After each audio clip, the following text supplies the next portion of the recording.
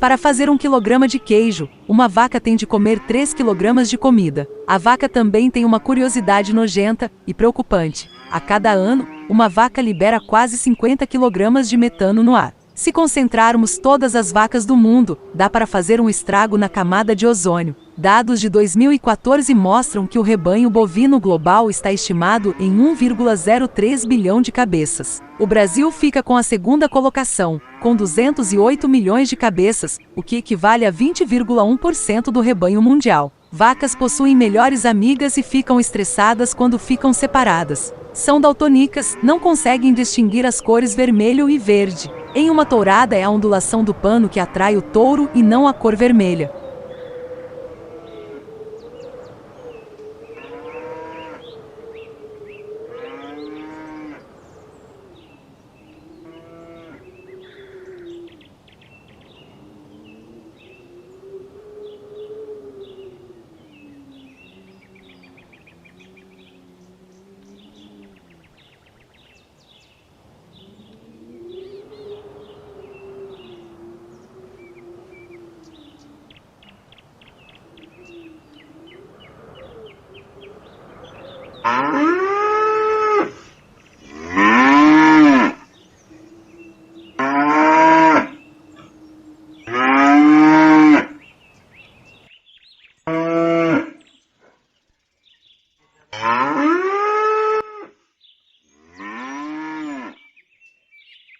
Uma vaca mastiga em média 50 vezes por minuto, o que leva a 40 mil movimentos mandibulares por dia. Por dia, uma vaca produz 150 litros de saliva. Vacas não mordem a grama, elas enrolam sua língua em torno dela e puxam. Em média, as vacas bebem 8,5 litros de água para cada litro de leite produzido. Uma vaca produz em torno de 45 a 50 quilogramas de esterco.